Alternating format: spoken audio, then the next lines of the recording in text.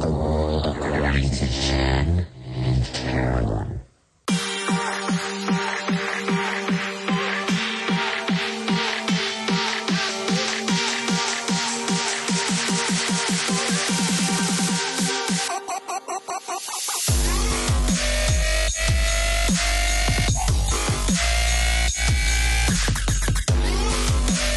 Everybody. Hey, good morning, Jen. So we're going to be talking about one of our favorite topics today. I feel like we, one, need some levity with everything going on in the world, and two, it's October, so it's officially spooky season, although much to my husband's disagreement, I think that Halloween season starts immediately after Labor Day, and all the decorations go up in my house, and he's like, what the fuck are you doing?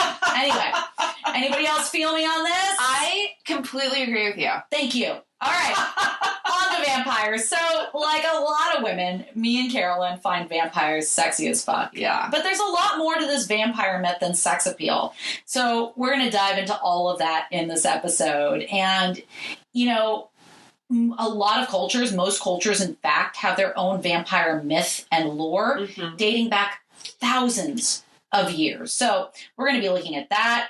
We're going to go beyond the sex appeal factor, and we're going to try to determine why, psychologically, the notion of vampires and immortality resonates with so many of us. And I love doing this episode because you and I have been, I don't know if we really bonded initially over our love It of wasn't vampires. this, yeah. No, but I think we've had some pretty interesting conversations about this. We have. And I never thought of a lot of this stuff before researching it. And then I was like, yeah, that totally is why I like that. Yeah. So I enjoyed doing this episode. Good, I'm glad. And, you know, we went to the motherland in August. We went to New Orleans, which is probably the most vampire-centric town outside of maybe Transylvania that has ever existed. So it definitely has that occult and paranormal allure and that I was hoping feel for. It there. You it's cool. feel it, like, but authentically. It doesn't feel cheesy. Like, there's the tchotchke shops and stuff, but you feel it in the air. I don't know what it is. And we went to Anne Rice's grave. We really did. It was amazing. Absolutely amazing. So, you know, speaking of Anne Rice, that's definitely where my obsession with vampires started, when I started reading Anne Rice novels when I was about 12. Whoa. And that's around the time Interview with the Vampire, the movie, came out. And I was obsessed. Like, me and my friend, we were big time thieves at the time, and we would steal all these like velvet dresses and shit. And I would go to sleep in full makeup and a velvet dress in hopes that Lestat would come and take me away in the night. I mean, that was really because of the abuse and the trauma that I was enduring in my house. I was like, even a vampire is better than this shit. So that's where my obsession came from. Carolyn, I know you have this deep-seated fascination. Yeah. Where did it start for you? Similar. I mean, I think, so my sister is 3 years older than me, and she got really into doing a lot of her book reports on like Frankenstein and Dracula. Nice. So we'd watch the movies. And so I remember being younger and like watching Nosferatu and watching like Bram Stoker's Dracula and things like that. And then when Interview with the Vampire came out, see, I don't remember if Interview with the Vampire came out first or Legends of the Fall came out first. Oh, you mean the movie? Legends of the Fall? Because I was a big Legends came out first. Okay. Yeah. So I think I was already like super obsessed with Brad Pitt, and I loved Christian Slater as well. Hell yeah. But that really defined my life to this day. I almost want to say there's not a day that goes by I don't think about that movie. Maybe it's because we live in San Francisco. Right. But I also then would write my term papers on Dracula and things like that. So I got really into it. Awesome. And then I loved What We Do in the Shadows. In fact, I forgot to put that as one of my movie picks. Oh, yeah. I think. I actually haven't seen it. Oh, so funny. Vampire in Brooklyn. So yeah, and then I always loved New Orleans. I think I just liked it felt very sexual to me though. I felt very intrigued like about that as a kid too. More than horror. I mean, that makes sense. And I think that's what vampirism and the vampire myth has become. Yeah. Very, very sexualized. But it didn't necessarily start out that way. Yeah. I mean, anybody seen Nosferatu? That's not sexy. But we're going to get into that. Anyway, I found... There's something for everyone. I'm sure someone out there has a fetish for bald, long-fingered white dudes. For sure.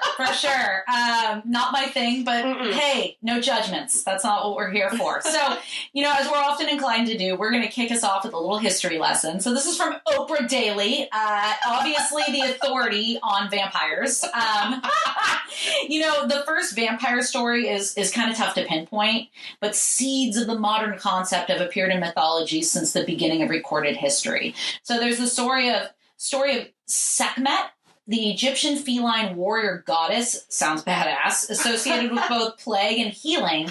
That's considered by some to be one of the oldest vampire tales. So there's also Lilith.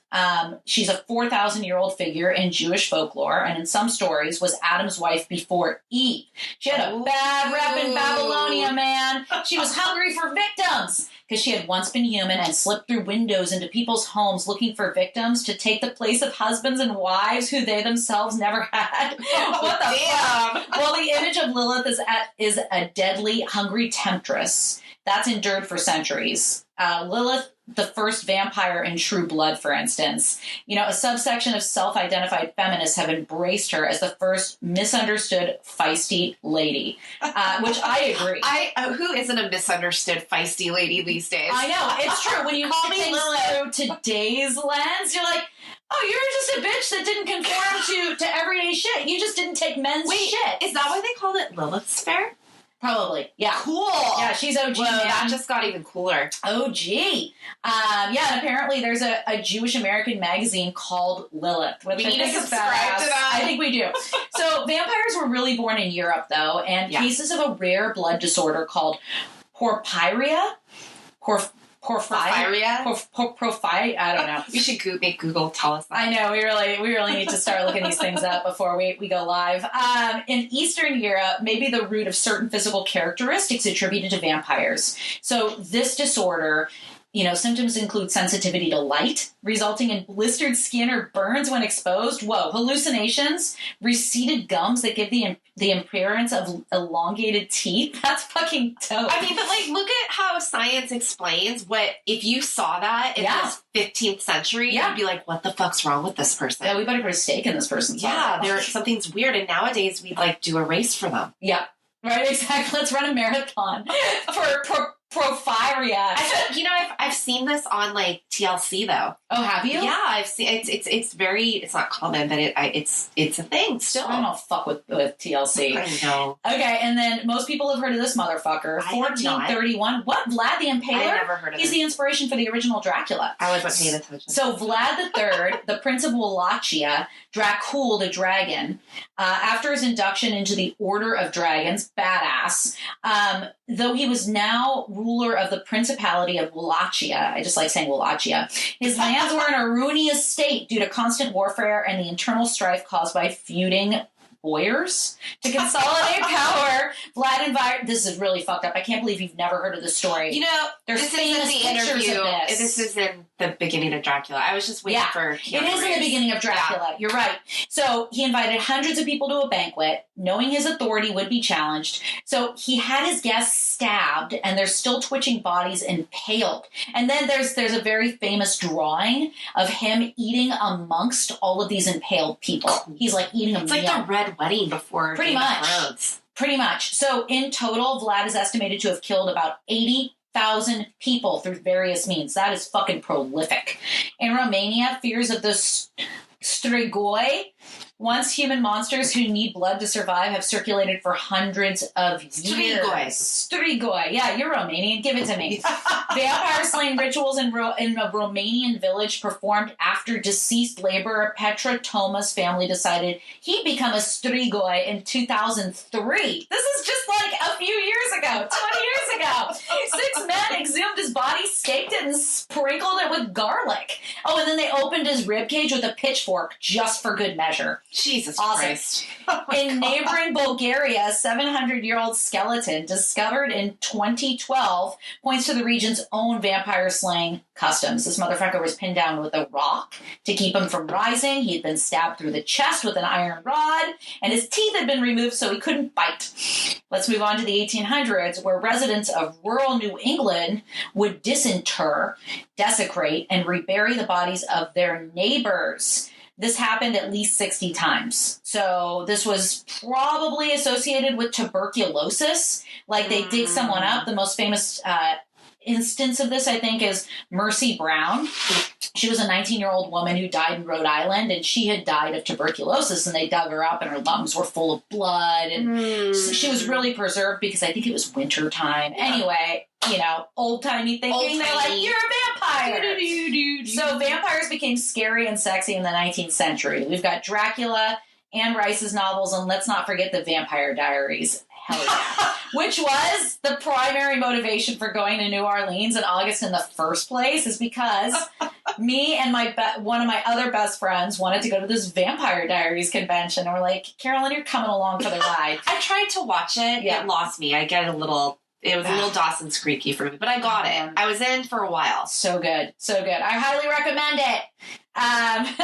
So Carolyn, moving on to, we know from history that people blame vampires for diseases like consumption that obviously have a scientific explanation. Maybe you can talk to us a bit about our human need to explain things through, means that defy science, especially when we don't have the scientific terms to do so, given the time period. Yeah. Well, think about it. When you can label something, you can understand it, I suppose. I loved a book I found by Paul Barber. It's called Vampires, Burial, and Death. And he talked a lot about this need from pre-industrial society to try and explain the process of death and decomposition. And, this is prior to mortuary science. Yeah. This is pretty even prior to a lot of medicine. Everything was myths and magic. And that's really how early societies helped explain weird phenomena. Yeah. Everything had had sort of a mythical presence to it, which I can understand. And now we look at science to explain things. But back then, outbreaks, like you said, of tuberculosis, that was automatically like, well, must be a monster. They must be possessed, or they must have been unchristian, right? They must have done something to bring this on themselves. Because if you're a good person, right, good things happen to you, apparently. Yeah. I don't think that's true. So in his book, Barber writes about people going with the well. And this vampire explanation seems kind of far-fetched, but if you think about it in the context of 16th, 17th century times, and even further back, I think the 15th century. So think of how a COVID outbreak today, people blame the first victim of the disease or the town. So we're not, don't wag your finger. We haven't evolved too much. But anyway, so the townsfolk would dig this person up, drive a stake through the heart, and what do we know from mortuary sciences? The corpse would appear to spring to life and cry out, not super scary, but what we actually know is that staking a bloated, decomposing corpse forces accumulated gases in the body to escape. And it's going to make a groan-like sound as the gases are forced out of the vocal cords. It might even make a weird-ass sound. Awesome. And they say funeral directors hear this. Can you imagine how frightening that is? I absolutely am so glad I didn't go into mortuary science. I wouldn't be able to hang. No. It takes a certain type. And you know what? It's so funny. Everybody I know who works in mortuary science, they're amazing and funny. They're like the coolest people ever. It's like they have to go extra hard on levity and comedy just to get past death. So I think that's where we can explain a lot of this now. Is people just wanted to understand things and they didn't have the means to do it, so they figured it out. But like I said, we know that it makes sense that people think that a suspected vampire, when the cadaver looks, well preserved, bloated, you usually when you die, if you do get bloated, there's an engorging of blood in the lips. Corpses, again, we swell gases and decomposition, squeeze into the lungs. And then also the skin and gums contract to expose more teeth. And the more prominent looking canine teeth will look like fangs. Yeah. So I thought that made a lot of sense. And also, who knows? Maybe people are just fucked up. So some cool stuff's going to happen to me after I die that I'm currently paying a lot of money for, like my lips looking bigger. I mean, I guess there's an upside to this, and it's going to look like I have fangs. Awesome. Just kidding. I'm getting cremated. I'm not trying to take up space. Yeah, it's cheaper. Yeah, no thanks. I don't want to be dark in the ground. I'm such a lonely person. That would be so sad. I'm too needy for this. Yeah, no, the idea of being buried alive freaks me out. And though I don't believe in an afterlife or anything like that, and I'm a total atheist, just the notion of it really freaks me out. Yeah. There's a finality to it, and it's a beautiful ceremony, I think, to shovel dirt atop the box of a loved one. Yeah. Like, it's some sort of closure, but I feel like you can accomplish that closure without putting me 6 feet under the ground and taking up unnecessary space. Yeah, I agree with you. Anyway, I digress. So, as I pointed out in our timeline, vampires weren't always sexy. Anyone seen Nosferatu, as I said? Yeah. That is fucking ugly. Let's talk a little about the evolution of the vampire from a freaky-looking motherfucker to beautiful characters like the ones that Anne Rice created. So this is from an article entitled Monsters to Sex Symbols, The Evolution of Vampires in Fiction. It really started with Dracula. Kind of. So vampires actually have been hot for about 190 years. It was in June 1819 that literature's first great vampire character, Lord Ruthven, was turned into a matinee idol as the central character in a hit play. Dracula was written in 1897, so shortly thereafter. The vampire was hot in the 1840s as well, when the serialized magazine story, Varney the Vampire, had readers waiting breathlessly for the next weekly installment. Ooh! Barney, is that where Barney came from? I doubt it. Vampires are strong, immortal beings. Their power in and of itself holds some kind of lore, right? Yeah. However, one of the most enticing things about vampires is the fact that they are able to turn other humans into vampires. Take me away from this mortal bullshit, Lestat. Although Bram Stoker does not describe the Count as a particularly attractive dude, though not completely hideous, modern vampire lore has switched this underlying sexuality to become an outward supernatural beauty, which is part of their seduction. Yeah. The turning point, and I know about the show because my mom says that she used to race home from school as a child to watch it with her grandmother.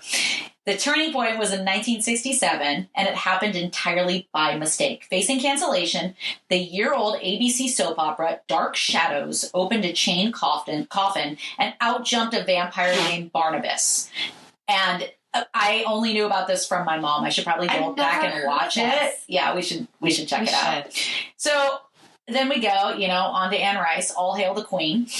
And she really set the stage for, these endlessly introspective undead characters, which she introduced in 1976 in her bestseller, Interview with the Vampire. Don't get me started on the new Interview show, which is also friggin' awesome. If you want to see hot vampires make out, yes, this is the show for you. Yes. Like, they really, there's a lot of homosexual undertones and overtones in her books. Yes. Which I don't feel like the world was necessarily prepared for. When I was prepared for it, because I grew up with it. And I'm from this area of the world. But, when Interview came out in 93 or 94, the movie, you didn't really get that necessarily. No, there were some undertones, but if you've read the book, there is, open, amazing queer behavior between the vampires and between some of the humans, if I remember correctly. But anyway, the show really, I think, does the books justice in that sense, for sure. And in a lot of other senses, too. So then you get to Twilight, and, I ain't here to talk shit, but, the Vampire Diaries books followed by the show. Wait, hold on. Then you get Twilight, and then the Vampire Diaries. Yes. Sorry, I was trying to figure out what the fuck I wrote, which I absolutely love. First came the books, then came the show. Then we've got Buffy the Vampire Slayer, which I've never gotten into, but I really want to get into. I tried to watch the first season. Of my life. I wasn't watching WB. Yeah. Well, what's funny? It would have been something that I would have been perfectly into, and I never got into it. And I don't know, because I was watching, X-Files and shit. I was going to say, I never got into, the whole Dawson's Creek or, all that genre of, angsty teen. I wanted, X-Files. I wanted Law and Order. I think that's why I like things like Buffy and The Vampire Diaries, because it's teen angst meets, immortal, violent stuff. So then there's True Blood, which I watched 3 seasons of, which is amazing. Yeah. It's amazing. I need to pick it back up. They have a lot of the same things that they've got in the Vampire Diaries, werewolves, witches, vampires, the whole occult kit and caboodle. And so, I'm over here like Robin Quivers on the Stern Show, who once said, I only watch teen drama if the teens are vampires and werewolves. And I was like, same, Robin, same. So, many depictions also treat vampirism as more of an addiction than true monstrous transformation. Like in the Vampire Diaries, when Stefan had a blood addiction, he's like shaking in a corner. He's like, I can't control myself. That's right. Although all vampires need blood to sustain themselves, a common storyline in vampire fiction is them resisting the temptation to lose control and murder innocent humans. That is the primary undercurrent, I think, in the Vampire Diaries. 100%. Always fighting that instinct. And is it our instinct? Can we rise above it, and tap into our more human characteristics of restraint and kindness? No! Just be brutal, Damon. They're constantly in battle over their lust for blood, which some choose to repress in order to retain some of their humanity. Sorry, I'm so distracted because Carolyn's blown her nose probably 20 times. It's like allergies this morning. A tick. It's so bad. Just let it run down your face, dude. No! I don't want to hear this. I was trying to cover it up with the sound of my... Anyway, this depiction, I don't even know where I was here. Battle over blood. Depiction serves to humanize the creatures as well as make them more sympathetic by comparing vampirism to a disorder that humans are able to understand and sympathize with. Stefan, I see you sexy ripper. A being that's able to convert a normal human into a powerful, immortal creature, I think it will always hold some level of enticement. After all, what is humanity's basic universal fear, if not death? I know it's my primary fear. So, Carolyn, can you address both the erotic appeal of vampirism as well as the fear of mortality thing from a psychological lens? Absolutely. I love this. And this was so fun to write. And I just think, erotic appeal is just there no matter what version of sexy you need or what you're attracted to. It's primal, and like you said, what's more primal than sex, what's more primal than giving birth, and what's more primal than dying. Those are kind of the three big ones. Yeah. So Alexis Katahakis, who I've talked about before from the Center of Healthy Sex, I think a lot of, even the looking at vampires from, as we look at literature coming in and cinema coming in, you do start to see this sex appeal and the fantasy of it. Yeah. And humans love fantasy. Alexis talks about fantasy as a form of dissociation and a way to imagine the impossible or improbable. Lost in a world of unreality, buffered from human connection, fantasy is a solo act that shields us from interpersonal exchanges. That's a very psychological way of saying it's fun to daydream. And it is. Yeah. And play. And that's usually what kids do. They have fantasies, they play. And I think it's very healthy for adults to do that as well, as long as it's consensual. Totally. And this doesn't have to be a bad thing. It's part of our existence is getting to do this. It's a mental break. And humans idealize, desire beauty, power, intelligence, charisma, and even to be feared and respected. And we want to also be so perfect and alluring we can easily get whatever we want.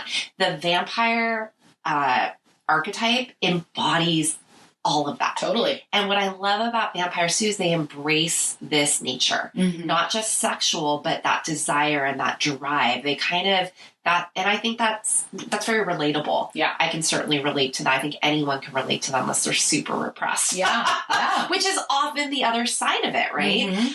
So having the freedom to go wild at any time is acceptable. Well, because that's the vampire's nature. Yeah. It's like the dog. Oops, they did this. It's like, well, I'm a vampire. I gotta do this. Yeah.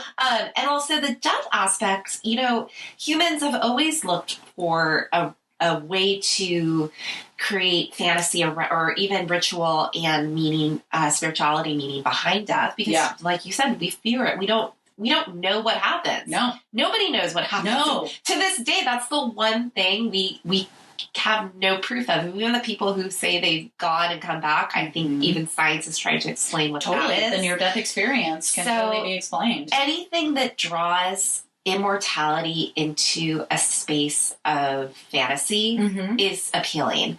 And just, to be able to have this immortality beyond natural human existence and not deal with all the icky things that we think about death is kind of fun. Yeah. So I found a great article in the Huffington Post because this is something that I think we haven't yet talked about. There are people who not just love the vampire genre, Jen, they want to be vampires, or they believe they are vampires, or like I did in 8th grade. They play into that fantasy. So 2 self-proclaimed vampires in Austin, Texas say they found true love and a passionate relationship thanks to sucking on each other's blood. Cool. Countess Leah and Countess Tim Van Dorn. I don't think those are their real names. I need to see what they look like too. They're kind of hot. Are they? Okay, that's good. I linked it in the article. They met at a vampire festival. Okay. And Tim described it as a connection of darkness, which I was really into. Wow. The couple each has matching acrylic fangs strong enough to actually draw blood, but they prefer to use a razor or syringe. And I actually then fell down this rabbit hole for all of you and found an article from 2015 from a study done by DJ Williams, director of social work at Idaho State University. This dude fucking studies global vampire population and said it's in the thousands, but I couldn't actually find a number. Okay, all right. I wonder where he sourced his info from a reputable source. But we've all seen, and I think especially in fashion, goth, Victorian, nocturnalness. There's something called I'm going to mess this up, but it's a love of being bitten, Audaxilinia fetish. I should have looked this up. I apologize to that community.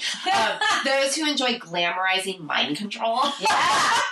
Spiritual vampires who feed off energy. I've met a few of those. Oh, yes. Modern pop culture lovers, people who enjoy kinky period sex. Don't hate. I'm not hating. I mean, period sex happens, but it's usually out of necessity, not out of a deep and abiding love for period blood. Anyway, so I could go on and on about, all this stuff. But Williams did the study of self-identified vampires, and he actually published a paper in the Critical Social Work and it's a peer-reviewed journal in Canada that found authentic vampires as opposed to lifestyle vampires, clad in that you see with kind of the phony fangs and things. Mm-hmm. But oftentimes clinicians stereotype them, and they're not going to tell their doctor, hey, I'm a vampire. This is my lifestyle. They're just narcissists. I don't know what's going to happen. But, they actually do think that they need blood to gain energy. Wow. And they're not going to disclose this because people might laugh at them. People might be disgusted. Or they, like you said, they might be diagnosed with a mental health problem. So I would assume that's why the numbers are skewed. Okay. But let's talk real quick about the kink of this.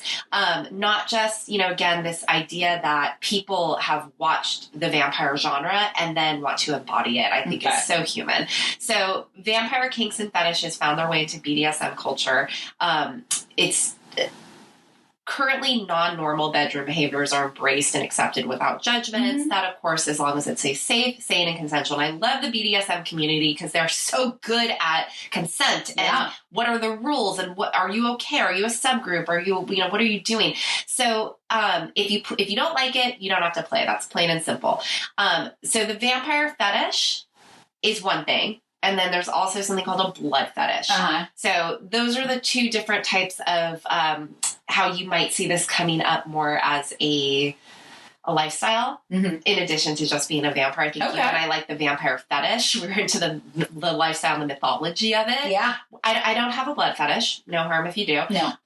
And it doesn't mean anything's wrong with you. There's lots of healthy ways to do this. So if you have questions, hit me up. So I have some good articles about this. So an unhealthy example of a blood fetish or trying to be a vampire would probably consist of me taking beef blood to school in 8th grade and drinking it in front of people just to demonstrate my commitment to vampirism. I have not heard story. Where did you get? Wait, did you beef blood raw? Dude, I think I drained it from a package of ground beef. Jen, talk about unsafe, right? That would have been an unsafe. Or 12 or 13. Yeah, definitely an example of how you get cross-contamination and mad cow disease rather than an example of vampirism. What did people do? People were into it. They were intrigued. I should probably say a bit more about this. Not that I'm worried about anybody thinking that, 13-year-old Jen was a weirdo, because 13-year-old Jen was a weirdo. But I love her. There's a method to my madness. I moved to South San Francisco in 7th grade, and everybody made fun of me. I was one of the few white girls, and I was tortured.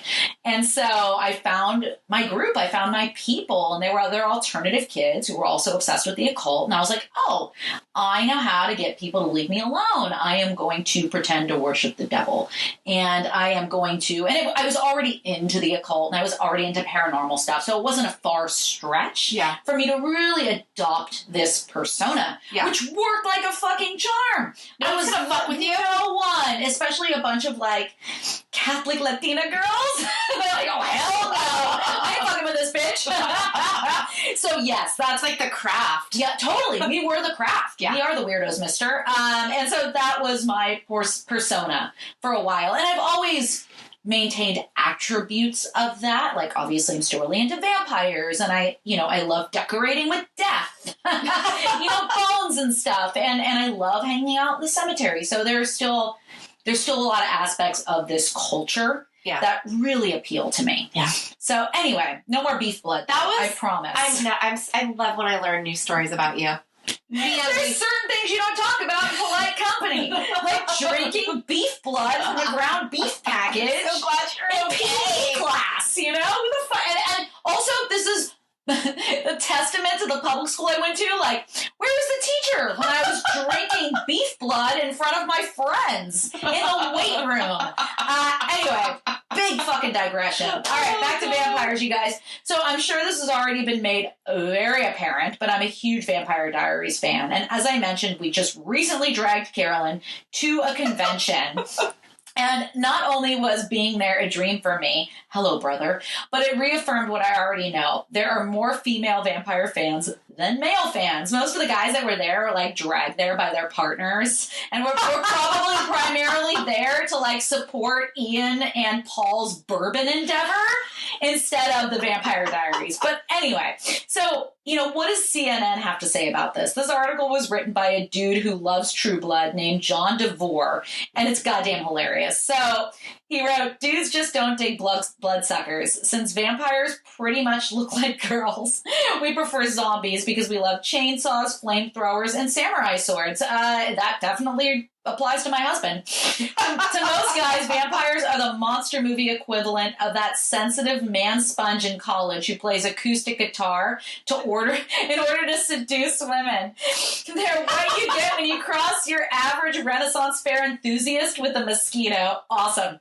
Women love bad boys. They're exciting. And the chance to change him, to break him like a horse, must be an irresistible challenge. If self-destruction weren't seductive on some superficial level, then no one would ever need rehab. So here's a list of why women love vampires. I know this isn't all women, but this is a good list. So, 1, they're full of mystery. 2, they sparkle. Fuck you, Twilight, but hi, Renee. 3, they're strong. 4, they're unstoppable, unless you have a wooden stake, that is. And 5, they're bad boys. So, Jesus, talk about stereotypes. But yeah, Carolyn, break this shit down for us from a psych perspective. Well, quite simply, let's look at how vampires are the human vessel for longing.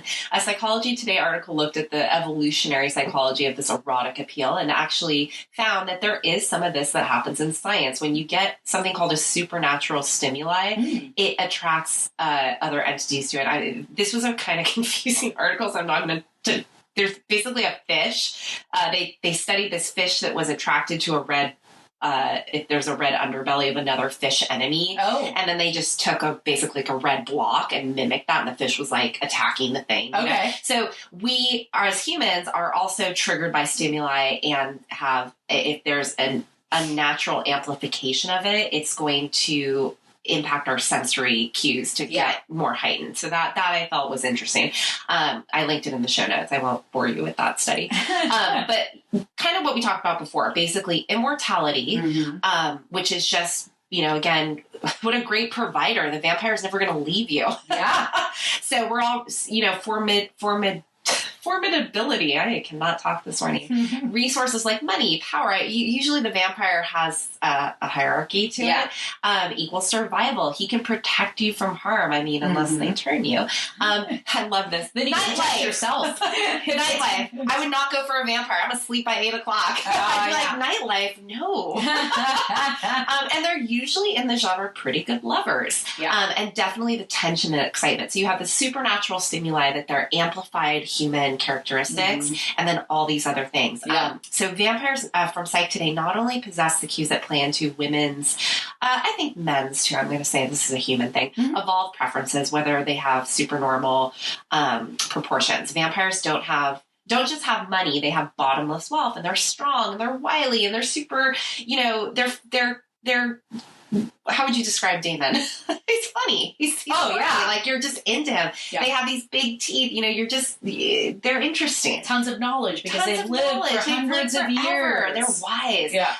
So it all works to play into that. And I've also felt, and it looks like the research supports this, that this erotic nature of the vampire as a predator and combining innocence versus dominance, that is absolutely erotically appealing to most people. Even if they don't feel that way in their life, their sexuality might, or their sexual practices might have that. So this monster man, this mentality that we see in literature and film and art, it's aggressive, it's tormented. And then it pursues this innocent, again, in the Anne Rice novels and True Blood, this person who's kind of sweet and naive and just loves this fantasy. Sookie. Sookie.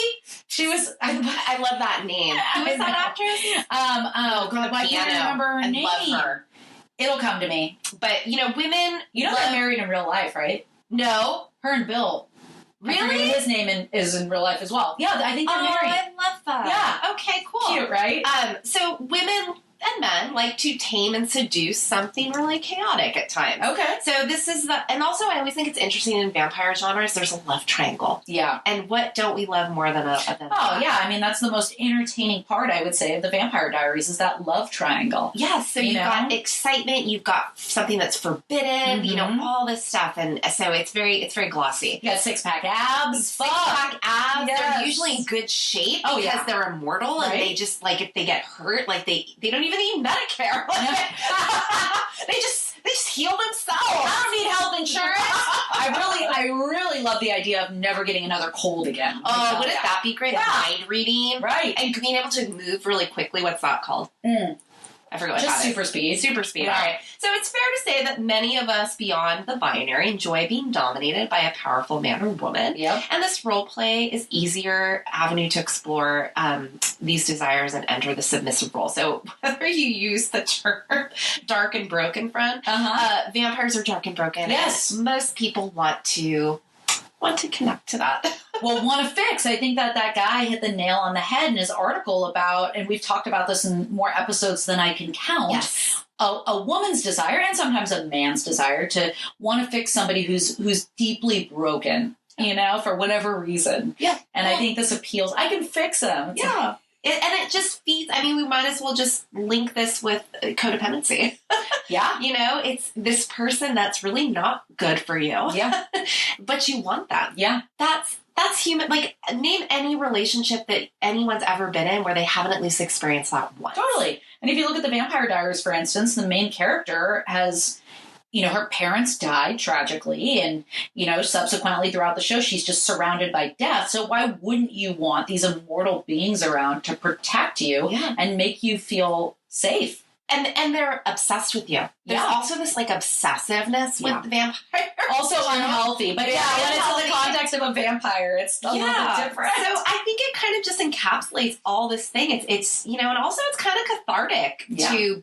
Again, we talked about this in the pornography episode that, consensual role plays are fun. And, often if you can have that release, literally, in a sexual space, that's actually not a bad thing for you. It's not. It's totally healthy. So I think Dracula is downright cathartic. Yeah, I agree. I absolutely agree. And, On that note, we hope you enjoyed this absolute white nonsense. As Titus and what's his name? Titus Andronicus. What kind of white nonsense is What this? kind of white nonsense is this? I don't know. But the world according to Jen and Carolyn, too. You can pretty much categorize us as white nonsense. Yes. So True Blood, Anna Paquin and Stephen Moyer. So Bill and Sookie. And they're married. I love this. I need to rewatch that. I know, and Alexander Skarsgård is in it. And I freaking love him. And the woman who plays Tara, Rutina Wesley. I don't know what else she's been in, but she's one of my favorite characters. Anyway, definitely going down a rabbit hole here. So we hope you enjoyed this. Ian and Paul from the Vampire Diaries, if you're listening, I love you. And I'm going to see y'all in February when you bring the convention out here to the San Francisco Bay Area. Already have my tickets. Hello, brothers. Looking forward to seeing y'all. And we hope you enjoyed this. And stay tuned because we've got more creepy stuff coming your way. Yes. Before we get to more creepy stuff, we'll be doing cancel culture. And then after cancel culture, we're going to be talking about witches, baby. Witches. Ooh, I love it. Yep. We still have a ways to go before Halloween, so we're going to hit you with some more spooky stuff. And also, as happy the month Friday the progresses. 13th, Jen. It is Friday the 13th. Yeah. Cool. That explains a lot about my mood today. That explains why my mom texted me, stay safe today and always. Just fucking cryptic, man. Moms, man, they'll text you some cryptic stuff. Anyway, have a great Friday the 13th, a great week, and we'll see y'all next week. Bye. Bye.